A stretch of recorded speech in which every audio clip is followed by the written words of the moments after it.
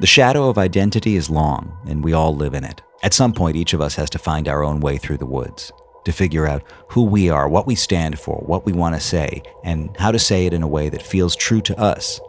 But for some, the journey is especially tangled. If you're the child of an established artist and you want to be an artist yourself, you grow up among the tools of the trade, maybe even fluent in the language of the work, but you also inherit the weight of expectation. The proximity to art and success can be both a gift and a burden. The comparison is automatic. The apple doesn't just fall near the tree, it's constantly measured against it. And there's no map through that forest. There's no straight trail. No single way to stay rooted while also branching out, to walk in someone else's footsteps while forging a new path of your own. Every artist has to make their own way to see the forest and the trees. In my own small way, I've had to confront that too, and in fact, I still do every day. So I'm always drawn to others who are charting their way through it. And it's especially meaningful when I see someone I've known since they were a child grow into a credible, creative force for their generation, with a distinct and original point of view. Someone like Pablo Pablo. Welcome to The Third Story. I'm Leo Sidran.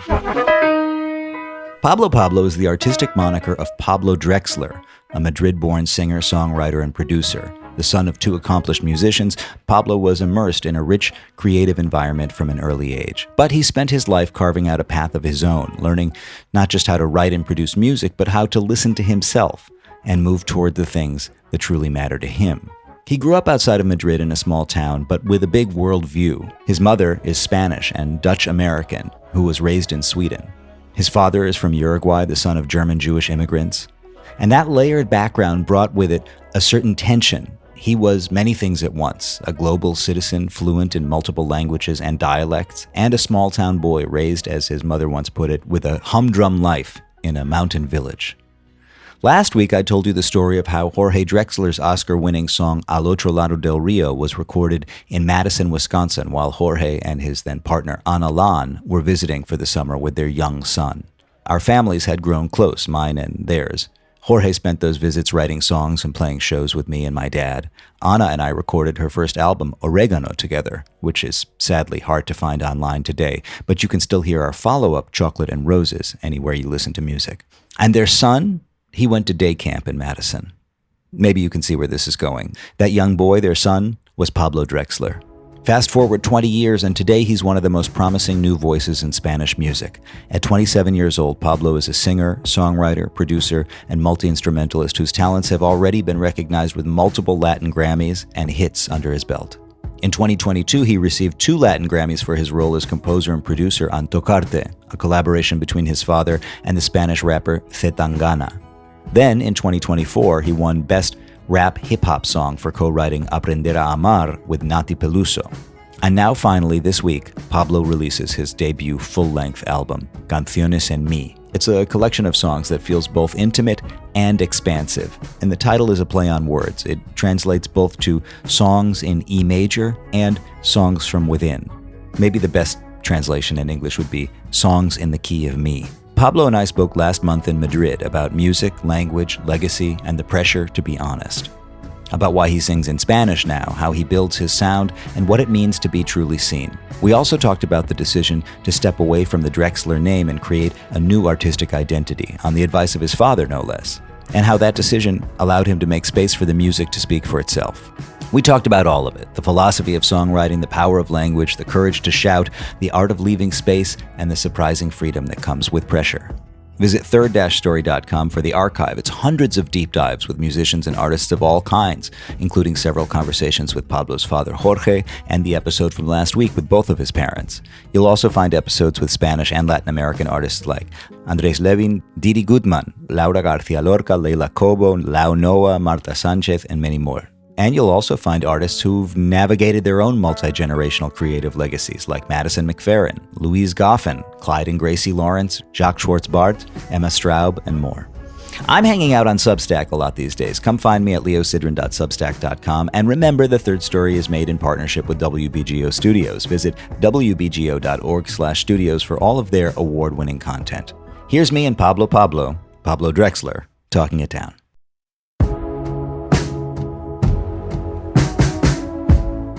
So before we get too deep into this, Pablo, I want to Yes. establish some terms around. You are Pablo Drexler Yes, I am. Yeah. because you're also Pablo Pablo. Yeah. And I read in the press release for your record that Pablo Drexler is part of the story. Yeah. So I'll introduce you as Pablo Drexler. Okay, great. I think the question I want to ask you, because I've just spent the last hour and a half with you here in this flat in Madrid, and I've heard you code switch, change not only your accent, but your kind of demeanor through the accent a handful of times. I mean, communicating through two dialects in Spanish, you know, the sort of Uruguayan accent and the Spanish accent. With me, your accent in English is more American than it's ever been before, which seems to indicate that you've been spending time in LA. Yeah, exactly. Last time I talked to you, you had like a British... It was a bit more British, Yeah. It was, for those who have no idea where you come from or who you are, I mean, how do you explain that part of your life? Yeah, I have like a short story, which is like my mom's American. My dad, it sort of deepens. Like the more someone asks me, I have to like explain more things. The first thing I say is like, oh yeah, my mom's half American. My dad's from Uruguay. They asked me again. I'm like, okay, well, she's half Swedish, half American. Oh, American. Well, her mother, my grandmother was Dutch, but grew up in Texas. I mean, it's like the layers are crazy. Yeah. The weird thing is that I was always really proud of how well I could speak English.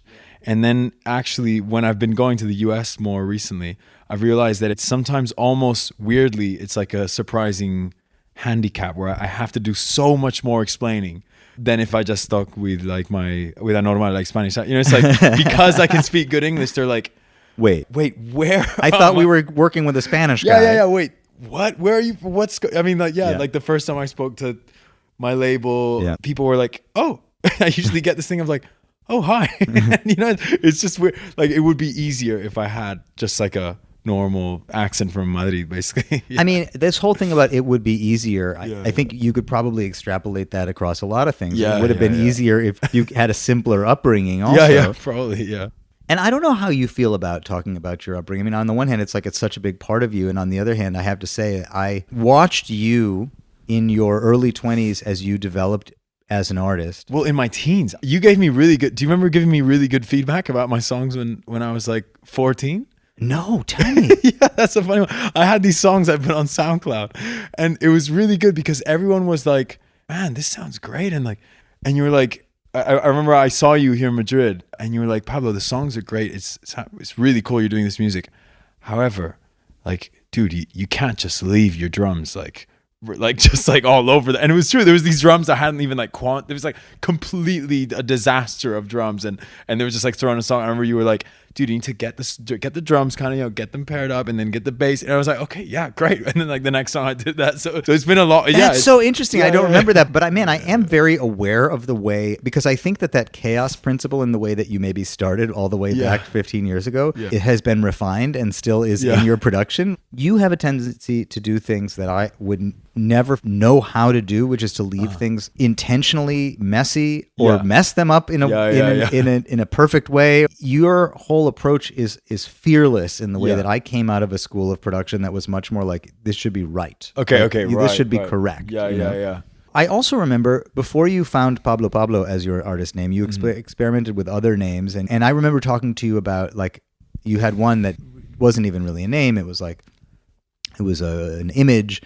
And I was like, I don't know. I feel like you should use your name, like be you. And did you feel a necessity to find a way to become an artist independent of whatever the advantages and potential drawbacks of being associated with your parents were? The story is actually that my dad sat me down and said, at the risk of sounding really arrogant, he was like, trust me, don't do the surname thing. So it's like, it was him who was like, really? I was like, it's my name. I love mine. I think it's that my name is, I really like my name. Like the way it sounds, I've always loved it. Like Pablo and Drexler, I thought was a really nice thing.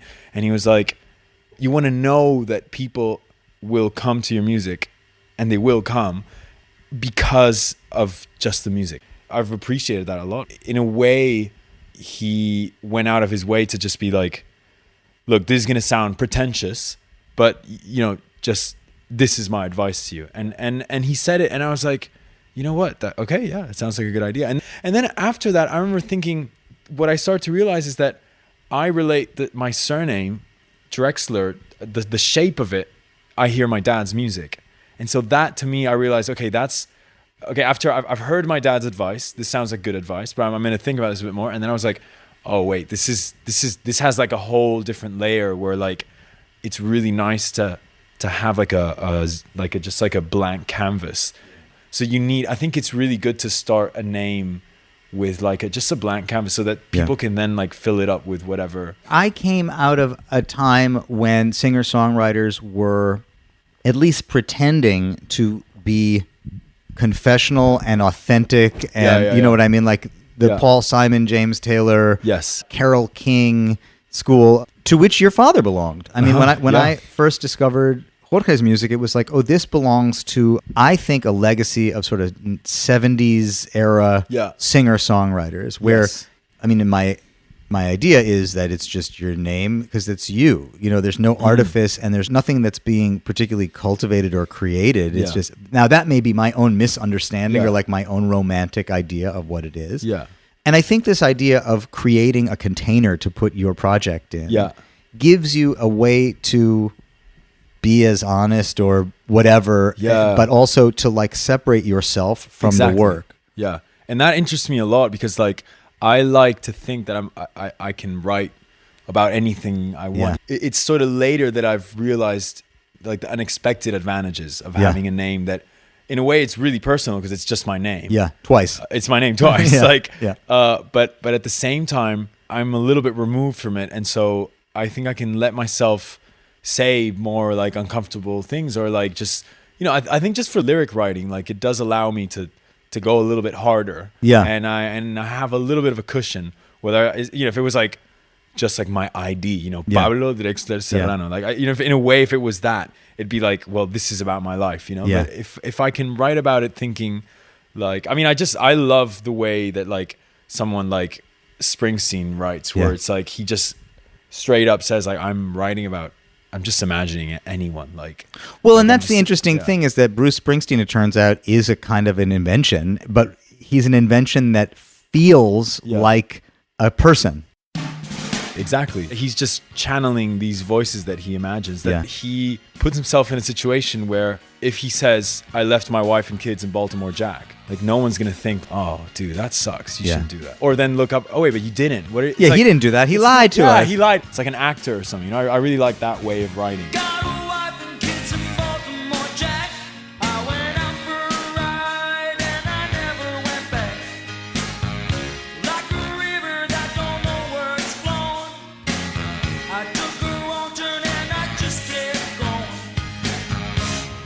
Let's go back a little bit to the diet that you consumed in your development. When I listened to your new record, I try to put myself in the position of somebody who had never heard of you or heard you and had no idea where you came from, and tried to imagine what created this person that is making this music. What are the influences and the references? Because there's so many. So just paint for me the picture you remember of your, even going all the way back, of what you were into and how you got here. I mean, there's so many things. I loved a lot of things, really. I think I got into like exploring a lot of different music when I was really young in a way. I remember always liking a huge variety of things. Like I was never like, oh, I'm a rock head or, you know, like. So, I mean, the first thing I listened to was obviously like the Beatles. Yeah. I guess probably a lot of Brazilian music. I don't even know what it was out of all of it. But, you know, it's probably a lot of like Caetano Veloso, João Gilberto, stuff like that. And you also heard your parents' music, both of them. Yeah, my parents' music, exactly. Yeah, my parents' music was like, it was just there. You know? So there was a lot of that. Although at the same time, you know, they didn't play their own music. Yeah. So it's not that, it was a small, I think what I got from them was more just seeing them work, you know? But like actually like hearing the songs, I didn't actually hear the music that much because they didn't really listen to it at home. You know? Like they wouldn't play their own records. Sure. But yeah, I mean, I remember when I was maybe like 6 or 7, my mom, she kept feeding me really weird stuff, like just stuff that I wouldn't have expected. Maybe like the Black Eyed Peas, like a lot of hip hop, like the Jungle Brothers, like stuff. I remember like actually when I first started going to Madison, those are like my earliest memories of like having my own music, like I remember I had a Discman and I had the Black Eyed Peas, Monkey Business.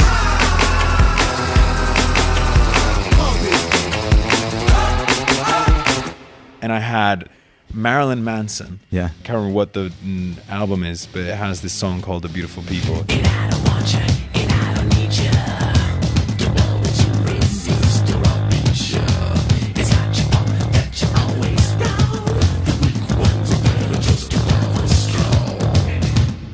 I listened to a lot of really loud music when I was a kid. And then when I became a teenager, it all softened quite a lot, where I was listening to like Elliott Smith or like Nick Drake or Bon Iver, you know, like music that sort of was a bit more mellow.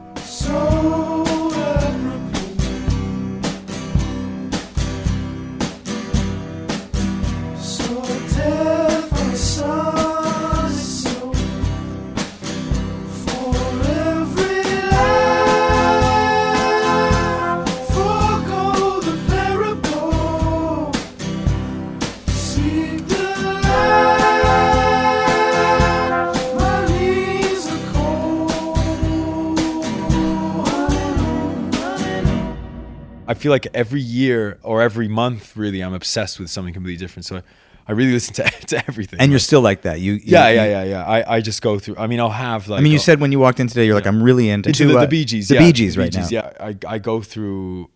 What's my phase right now? Right now, I'm listening to Black Star by David Bowie. Yeah. I'm just like obsessed with that. Yeah. But.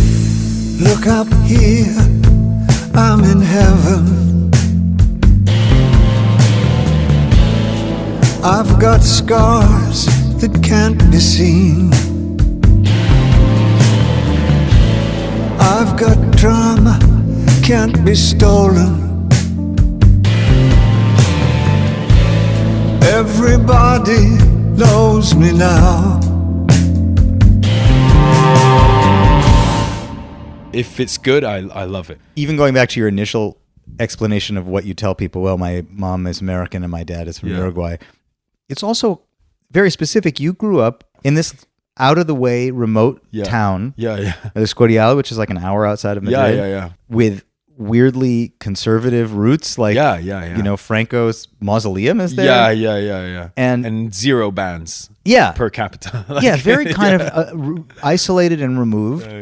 And then when you started to travel, you would either go to Uruguay or you then spent these summers in Madison because our families were friendly. And so you came to Madison. You went to summer camp, Jewish day camp in Madison. It really is a very odd collection of experiences. But I think about particularly Escorial because you had this extremely cosmopolitan background, but also a very almost pastoral upbringing of just quiet, simple life. Yeah, I think I've always related to a lot of, when I was a teenager, I think a lot of the music I liked was made by people who grew up in like more of a countryside. I think growing up in a town does maybe give you like a certain, I don't know, there's something that you look for in music a little bit that maybe you're looking for something specific in music. I don't know, it could be.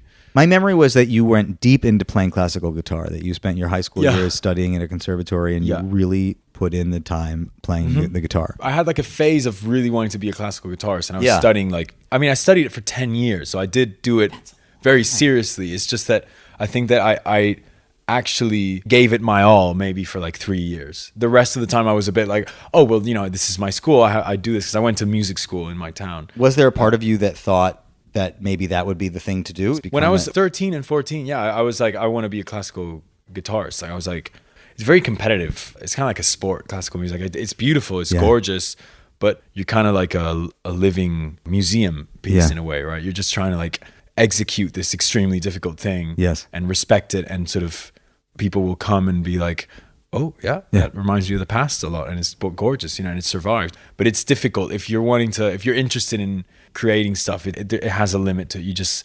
You end up wanting to do other stuff, you know. So I think when I was 14 is when I started to like actually finish songs and be like, okay, I want to do this. I want to write my own songs. Yeah. So then you go. Eventually, you leave Spain properly to go to Leeds. Yes. And study composition there? I actually studied music and philosophy, but like academic academic music, like essay writing. I got it kind of wrong because I thought studying music would be like writing music, and I thought philosophy would be like sitting around, watching a leaf fall from a tree and be like, well, I want, like a lot more contemplative. But then I landed straight like in the heart of really empirical philosophy. Like I sort of got there, did a month or two, and I looked up like, isn't it logic? Philosophy is basically logic. Yeah, but also like the British approach is such a specific one. It's like one. And then like there's the continental approach to philosophy is really different. And the British approach is like, it's almost like a science, like maths. And so you do loads of logic. I'm sure there's like further down the line, there's really interesting stuff, but I couldn't stand it. I was like, this is crazy. And so I dropped out of that. I did like a year, and then I changed to like music production at like another college there in Leeds. And then from there, I didn't like that college too much. And then I just did like a transfer where they like counted that year, did a transfer to the university where I went in London. Yeah. Which was really good. I really liked that one. That was great. I mean, going to Leeds is a little bit like yet another, I've never been to Leeds, but it seems like it's another pretty unusual place to land. Yeah. It was kind of like party central a little bit. It's like 200,000 students in this like tiny town, and everyone's just like partying the whole time. So it was really fun for a bit, but then it was just exhausting. Like I just saw that people didn't really have any desire to like build something that extended beyond the university years. Like it all felt like everyone was like walking towards this cliff at the end of their like third year. Whereas in London, everyone I met seemed to be really kind of, I'm doing this installation. Oh, I'm writing this album. Everyone's kind of like trying to do a thing that extends beyond, right? So London definitely just like captured me suddenly, and I just went down there. I mean, even in your bio, it says like he went to Leeds and discovered partying, or like something like that, party culture or something like that. But I do remember hearing even from your dad that you were spending time in clubs, and that you had gotten interested also in electronic music and house music. I was producing that for like a couple of years. I didn't sing for like 2 years. I like completely forgot about writing songs and was just doing like really electronic based music. And then after that, I started to just really miss my roots. I think when your parents are musicians, sometimes it's good to just go, I mean, in any case, it's good to go the opposite of where you are. And then when you come back, you find that middle ground, that balance that you're looking for, right? I don't know. I feel like having so much music around me as a child was amazing. And then I think I needed to just like almost do like the opposite. And then when I came back to songwriting, which is kind of what all my family does really. Yes. I felt like I just saw it like for the first time. It was like, oh, wow, I love this. But I'm coming to it because I've tried the opposite, and I don't want that, and I'm here again, and now I love it. And you've had some experience that belongs to you. It's your own experience.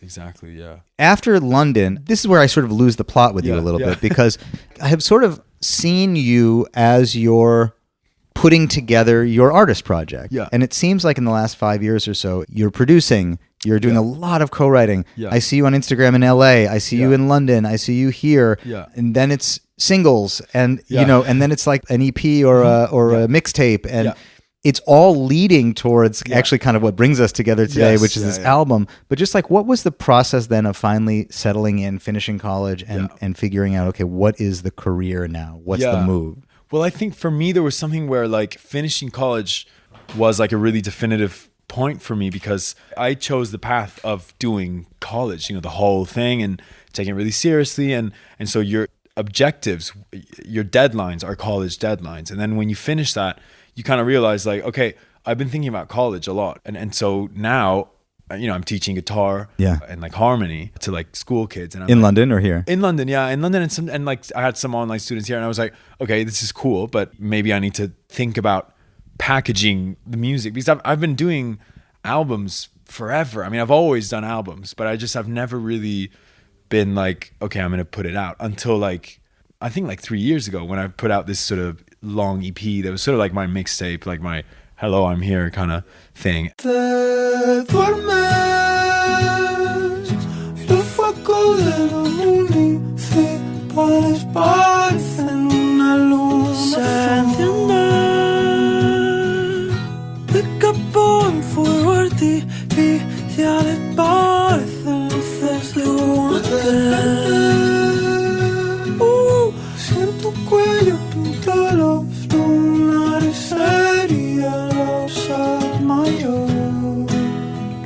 So I think I got scared, I was suddenly like, oh, okay, well, I can't just make music for myself. I need to actually put this stuff out.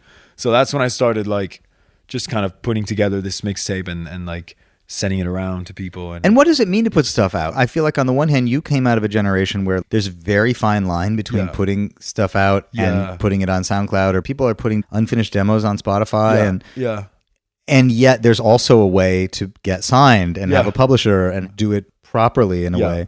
What is the distinction for you between just throwing it out there in the world and putting out something? Well, I think for me, what's really interesting is that I always thought like, oh, there's something beautiful and purist about not caring about putting it out, right? But for me, my experience was actually that I understood what I wanted to do when I put stuff out. It was a weird thing. Like when the music was being listened by other people and it was on Spotify or, or on whatever platform, like it then became real. And so for the first time, it felt like I suddenly, like the light was turned on and I could see my music. You know, when you have like a song that's finished and you're going to show it to someone and you press play and you've heard 1 second and you already know what's wrong. You're like, it's something psychological. It's like when someone else comes in the room, there's another conscience in the room, right? And like you just understand what it is that you were missing just from your own perspective. And so this is what happened to me. I put music out and I was like, oh, there we go. I know exactly what I have to do now. And so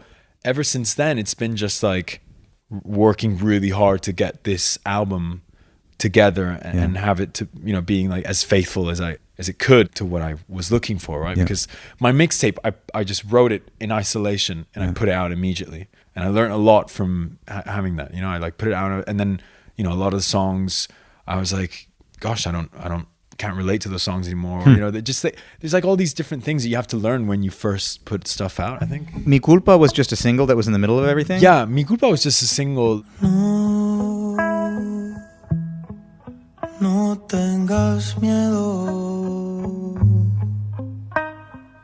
todavía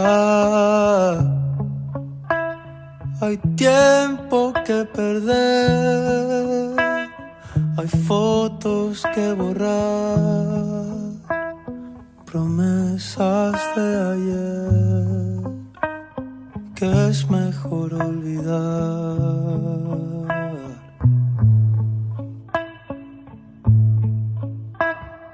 It was going to be part of this album, but now the thing is that it's just grown and there's so many more songs that in the end I was like, look, those singles are always there. They don't have to be on the album. And it's cool to have the album be like a whole new thing, you know, like, and have a more of a classic rollout where it's like, this is the album and like nothing before it will be in it. So that's what I'm going for at the moment. Yeah. You have a choice whether or not you want to be a bilingual artist, you want to be writing in English, you want to be in Spanish, and you've really been in Spanish for a while. You were in English for a little while, right? I was for a long time. Yeah, this was like a whole thing for me a little bit because I wrote in English all my life. Yeah. And I just decided to write in Spanish like exclusively in Spanish maybe like 2 years ago. So like it's a really recent decision. And it's come really from just trying to write in Spanish more and realizing that there's something about the Spanish language that just allows me to write better. I just write better lyrics. It's kind of as simple as that. Like in English, I think that because I've never fallen in love in English and I've never lost touch with a friend in English. It's like not a lot of like dramatic or big things have happened to me in English. My life experience, like the knee-jerk images that you need so desperately when you're writing music, they come to me in Spanish. Like I don't have access to that in English. And it was hard to accept this, but once I did, it was really liberating. I was like, oh, damn, I find everything I want to say, I can find it in this language. I used to really have no confidence in myself as a lyric writer at all. Because I felt like my lyrics weren't saying anything. And then I realized I was just singing the wrong language. Because when I write in Spanish, there's like these words that I don't have access to in English, which are just like things like, when I say, ¿Dónde estás? It's like, it's different to me than when I say, where are you? It's like, ¿Dónde estás? I can see all these images that remind me of when I was a kid or like when I was a teenager. I imagine a lot more, it has a lot more weight than where are you, which feels like more of like, I'm just trying to communicate with someone, but I don't have a lot of life experience attached to that. ¿Dónde estás? ¿Dónde estás? ¿Dónde estás? ¿Quién se atreve? ¿Quién puede tirar más? ¿Dónde estás? Cuando el tiempo empieza a ir para atrás.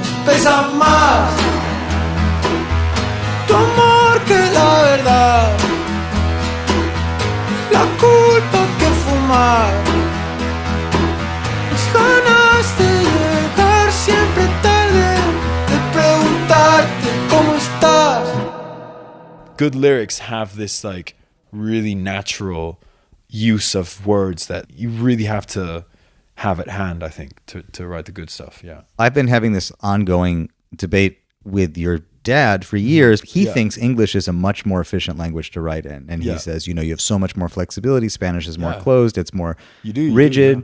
And I always just said, I just think Spanish is just like better sounding to me a lot of times. But it's possible that I'm seduced by it because it's not my native language. And so, I mean, I think that debate probably falls to a lot of, the grass is green on the other side in many ways. Like writing is so difficult and so horrible a lot of the times that, the idea that a different language would be easier to write in is very appealing, but I think that really the key, I think, is that concept of having access to the small little, like almost like dumb words that you use in your everyday life, like in a language. I think that's what you really need to write in. Otherwise it can come off as like really technical. I know some people, and this is also talking from what I'm capable of doing, because I know that like then you'll have someone like young Laan or like people from Sweden who like who come at English from like such a wrong angle. I got an empire of emotional squads and me cruising in my go-kart. I'm Warhol, I'm Wario when I'm in Mario Kart. Well, that's what I was going to say is I actually think your disadvantage is that your English is much better than if you had grown up in the States. Exactly. And it's like, there's this whole movement of music in Sweden at the moment, like the Sad Boys, the Drain Gang people, like the Young Laan, Blade, Thai Boy Digital, all these people, they're doing really good music. I mean, it's epic. It's very specific vibe, but they sing with like a really thick Scandinavian accent. So like that in itself just makes it's already a thing. And they can say, I don't know, like, it was always inside me. I didn't have to look. But they just have these like, Scandinavian accent and it's just, it communicates something already. So that tension is there. Yeah. I think when I sing in English, it just sounds like I'm like from the Midwest or something. Yeah. I'm like, enunciating. I read you said that you look to somebody like Beck as a model for what kind of artist you could be. And you said, I could see being the Spanish Beck. Or something, Spanish language Beck or something like that. I mean, not that you think you are, but you would like. Yeah, I mean, I wish I could. You would like to. But what's interesting is like when I started coming to Spain, one of the things that I loved was discovering artists who sang in Spanish. And it's been a little bit disappointing to me. And it's a kind of a disillusionment when I came and discovered all this, not only here, but French, all over Europe, all over Asia, this domestic music that's being sung in English, which makes perfect sense because it's a global market now. Exactly. But I sort of miss people making contemporary music in their language. Yeah. And it's arguable what your language is, but you choosing Spanish, I think, is actually a good thing for music coming from Spain. Yeah. I think so too, man, because like I think like also like a big drive was just like how much good music is being made in Spanish at the moment. It's like it felt kind of crazy to be writing in English and like avoiding this new exciting plane where people are writing in Spanish and like, and it's not flamenco or it's not like radio pop or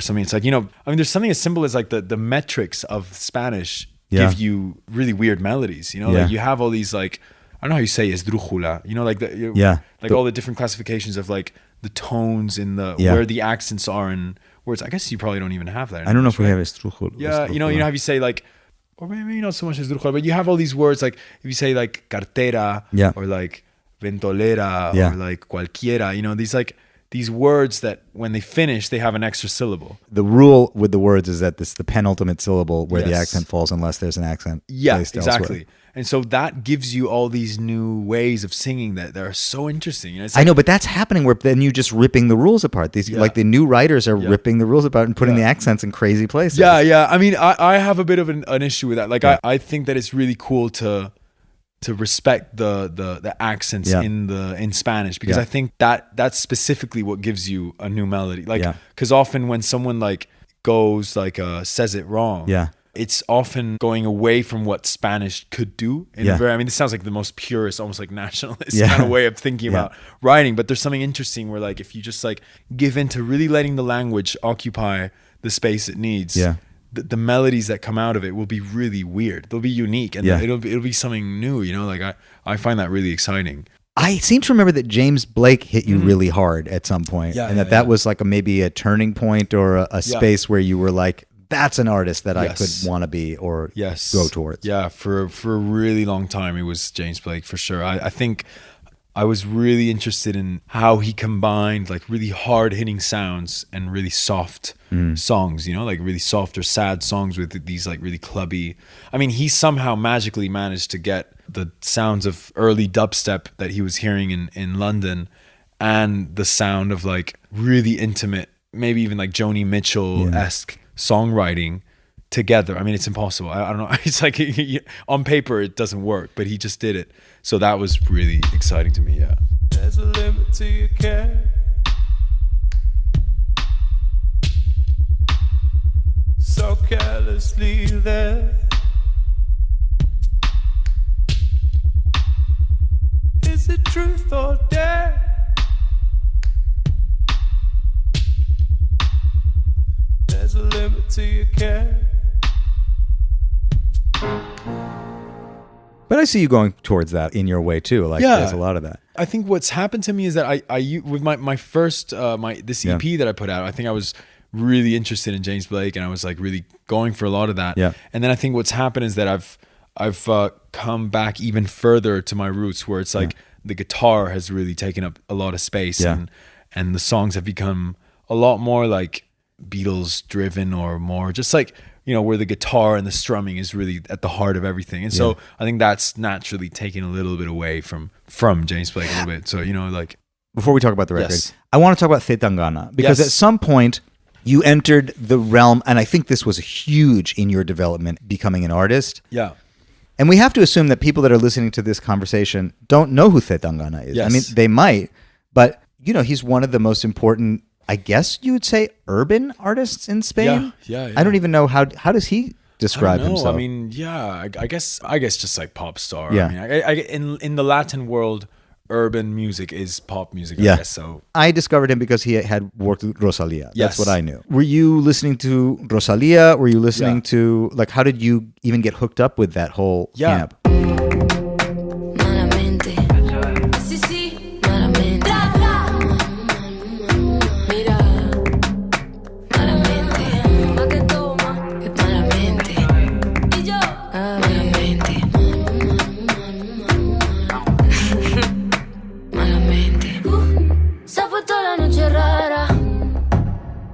People have known about him for so long. I mean, he was a rapper for like ages before he started doing like more song-based music. And I always knew about him. And I knew about what he was doing with Rosalía. And obviously I knew Rosalía. And I mean, I listened to a lot of his music like ages ago when he was like a rapper. He had all these different names. He used to call himself Crema. I don't know. He's always been like a very important figure in Spain. And then with the whole Rosalía stuff, like obviously he, you know, because he wrote her first album with her, and so he was like just like a really important figure in the Spanish industry, really, in the Latin world. No he olvidado el olor de la que me follé en el baño de un garito borracho en Berlín, escuchando un tecno que me hacía empujarla como un animal, música del infierno que sonará el día de mi funeral. Aún me acuerdo de ti, demasiadas mujeres, demasiadas mujeres, demasiadas mujeres. Demasiadas mujeres, demasiadas mujeres, demasiadas mujeres, demasiadas mujeres, demasiadas mujeres. And what happened is that it was pandemic and my dad was going to do a session with him. Yeah. And there were no engineers around because it was like, I think his engineer company was in Barcelona or something. And he was like, Pablo, can you come and just like set up the mics and I'm going to do a session. Right here. Where we're saying, here. And I was like, I'm going to do a session with Tangana. I was like, whoa, what? That's crazy. That's so funny. Like, really? That's crazy. And I was like, yeah, sure. I mean, because I was staying here in pandemic anyway. So it's like, I'm going to come to a session. Can you set up the mics? Yeah. So I set up the mics and we just hung out and they were just like trying out some ideas. And at one point, Tangana went to smoke a cigarette on the balcony and I don't know. There's a lot of moments in my life where I've just completely overstepped my limits as like and if I was an engineer, I would just do something different, whatever. Yeah. So I just started playing the piano and then I was like, oh, what's that? And then, so we just ended up doing like a song with that piano thing. And then he wanted to do like another session. And then, what's that? That wasn't, the first one wasn't Tocarte? That was like a different song that didn't come out. And then there was another session where we got together again very quickly after that. And I think Pucho at that time, Tangana. Those who know him call him Pucho. Yeah, people call him Pucho. Pucho was like, okay, you obviously you can play the piano, so okay, just do something on the piano. And then that's how we started Tocarte, and then I did the beat and whatever. Valiente o gallina, la bolsa o la vida, picar medicina, chupar golosina, perder la partida, beber tu saliva, jugarme la vida, buscarme la ruina, tocarte, tocarte. Tocarte, tocarte, tocarte. And so I met him there. I met him through my dad doing these sessions. And then he texted me like a while later being like, I'm doing this tour and I like the sound that you have when you produce, like your sound. And I was like, oh, sure, whatever. Can you come and like sort of give us advice on what to do with like some of the production? So I went there. As a consultant. I was like basically like a sound sound engineer consultant or something like that. And so I was like just sort of a little bit confused as to what he wanted me to do, but I was just like listening to the stuff, to the rehearsals, and being like, maybe you could use this plugin, but I don't really know about plugins, so it was like kind of weird. And I think that there was a moment where he was also a bit like, I want something from this guy, but I don't quite know what it is. And so there was a moment when he was like, do you know how to use a vocoder? And I was teaching them how to use a vocoder, which again I didn't really know how to use, but I sort of, okay, that's what it must be like.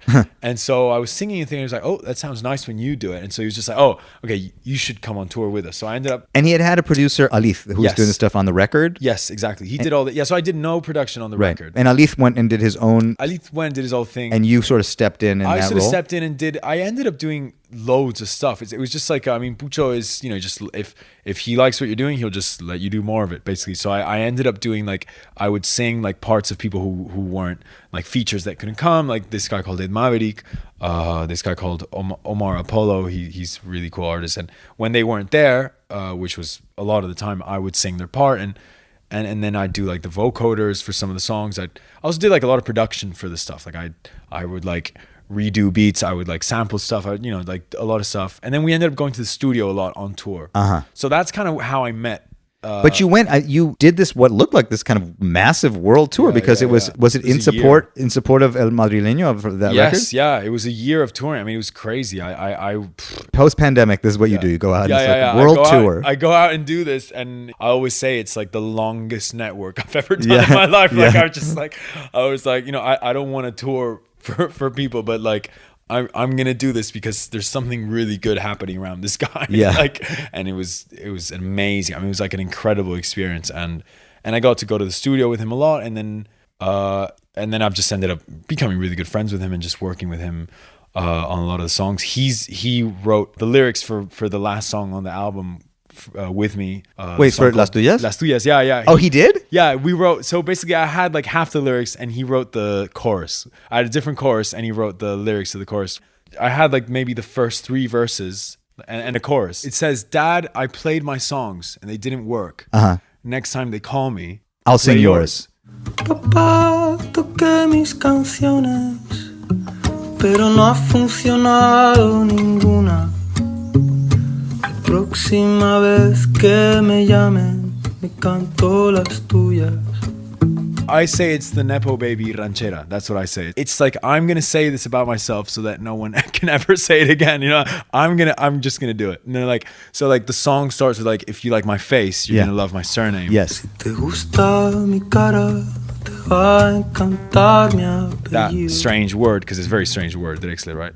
I mean, it's funny that I heard you say it's a strange word, and I was like, oh, it's funny. It's interesting that he thinks it's a strange word, because in Spanish, it's a super strange word. In Spanish, it's like... Yeah, what? I mean, I have to go, Pablo Drexler, and they're like, Drexler? They're like, no idea what it is. Yeah. So it's a very strange word, and I say, there's not a dream that strange word hasn't granted me, right? Yeah. So it's all very ironic, kind of tongue-in-cheek. Esa palabra rara, un sueño que no me haya cumplido. It kind of takes the spirit of rancheras, which by Jose Alfredo is like one of my biggest like influences